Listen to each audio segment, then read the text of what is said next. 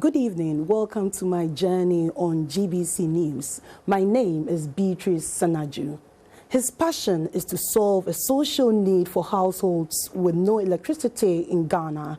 34-year-old Edward Osil, with his invention, the charging kiosk, gives communities with no electricity access to power to charge up their mobile phones and other electrical gadgets. I was on a mission to find out more about the charging kiosk and test it out. It turns out that this gadget is a savior to many households in Ghana.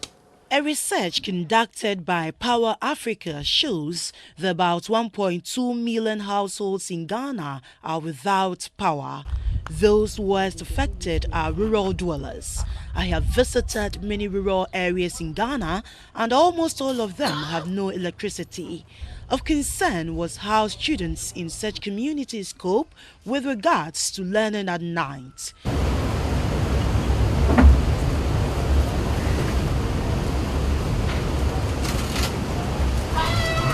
On one such visit, I came across the charging kiosk at Biabone in Laguna East District. It was an exciting briefing about what the kiosk is for. The charging kiosk is divided in cubicles and numbered according to households in a particular community. Inside each cubicle is a phone charger and a cable for rechargeable lamps.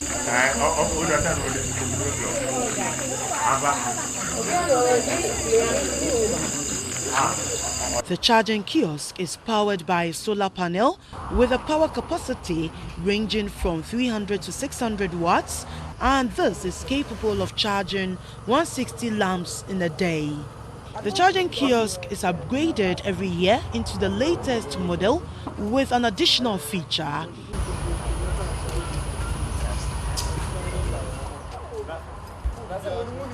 I had a chat with Mr. Daniel Esioko, a resident of Biabone. In our conversation, he told me that Mr. Edward Osil was the brain behind the charging kiosk. It was a relief to me that at least students in communities without power can study at night using rechargeable lamps rather than lanterns, candles and torch lights, which was the way to go in the past.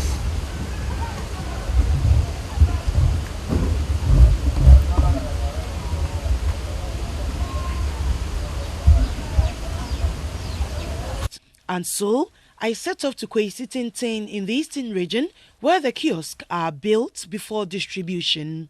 Edward Osil studied engineering at the university. After school, he spent almost all his time trying to figure out how communities without electricity can also power their electrical gadgets without stress. That is when he came up with a solution, the charging kiosk. He started operation in 2011 on the quiet, but his first invention was in 2014, which served the people of Diodukrum, a community in the Suhumkrabua Kota district. The second charging kiosk served the people of Kwesi Tintin for 3 years before they got connected to the national grid. This is the genesis. The desire to join in finding solutions that to problems that confront people living in the rural areas, in the remote areas. And personally, from childhood, I've been that kind. I like to play with electronic stuff, and growing up, though professionally, I haven't ended up being an engineer. My academic background is actually in engineering. So this is a perfect situation for me to explore that part of me, to create something. Mr. Osil explained that for every charging kiosk made, a carpenter and 2 electricians are needed. The electrician will use a maximum 3 days to install the electrical fittings, and then we go on to the testing phase, which will last about a week, roughly five days, to thoroughly test it and make sure that it's working to specification. About 85% of materials used are locally acquired, while 15% of it is imported. The benefits of solar is intuitive. I mean, It's obvious it's cheaper. In our part of the world, we are so blessed we get a lot of sun, probably more than 300 days in a year. It's only smart that we take advantage of it. So we undertaking this project was to bring home that point, that this technology, if indeed is adopted, especially by those who don't have access to electricity, it will help in quickening up the socio-economic development as a country.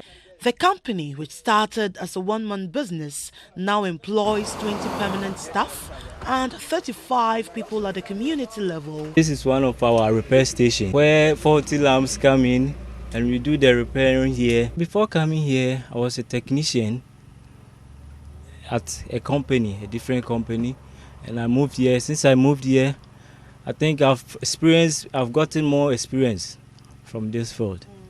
I think life too has improved when I got here. So far, 42 communities in Ghana have benefited from the charging kiosk. Currently, as we speak, we have 8 communities in the north that we operate in, 13 communities at Afram Plain South around the lakeside, and in the central region we have about 12 communities.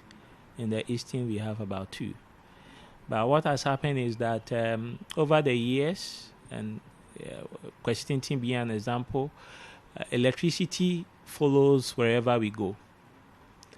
So we've had communities that we were operating in, say, last year, electricity came, and so the demand went down, and we had to relocate.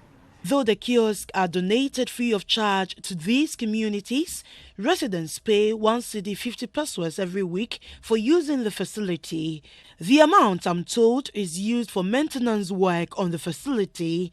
There are payment boxes on the facility, which are also numbered according to households. So, each household makes payment after use through their designated boxes, and agents open these boxes weekly for the money. Failure to pay results in disconnection till payment is made. This our payment box. So if look on it, it has PB, meaning payment box, number from 1 up to 196. So each box over there, the number is being linked to this number.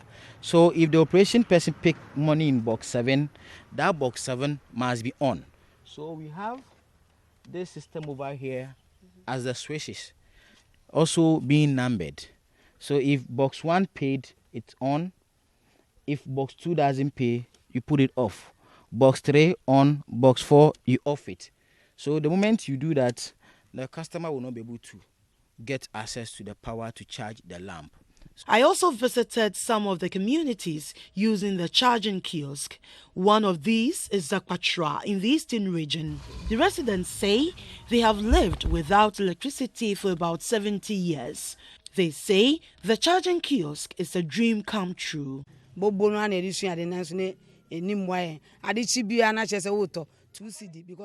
formerly used lantern to learn.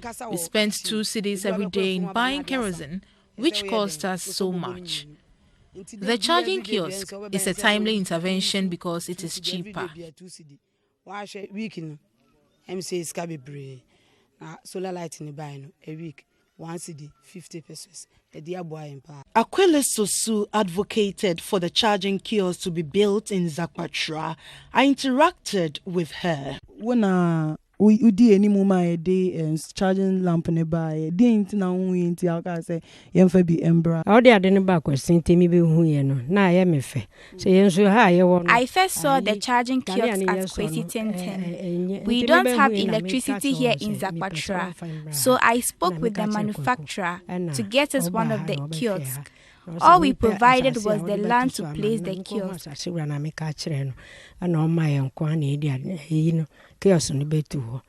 The charging kiosk did not only solve the charging needs of the communities without electricity, but it has also helped in improving teaching and learning in the area. We are trying to eradicate poverty. The lighting helps the women to do more business at night. And their kids are also able to use it to learn. And we have statistics backing that.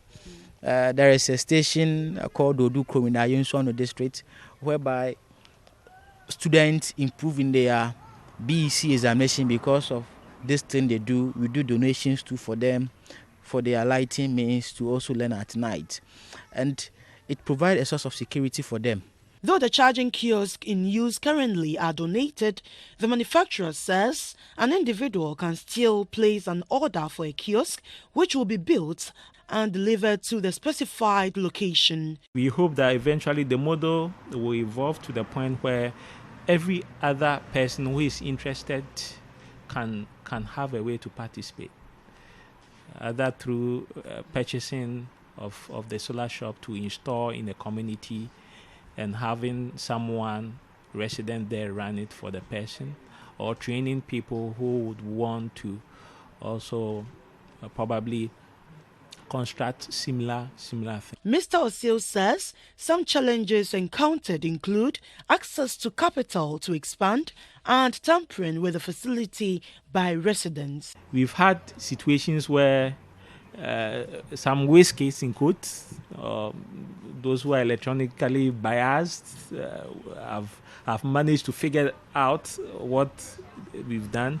So with the 5th generation, we've improved in the on the design, and virtually you wouldn't be able to do anything if we put you off unless you attempt to break into the system, which in this case will be qualified as a theft case.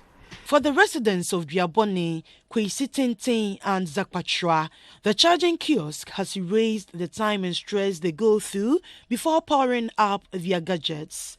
They believe the power hub in place is a step in the right direction and is evident in the outcomes of their educational system.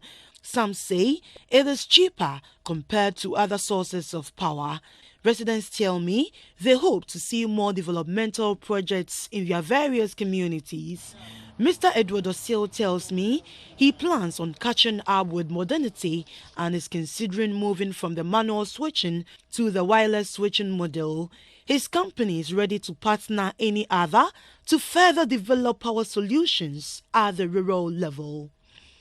Beatrice Sanaju, GBC News, Kwesi.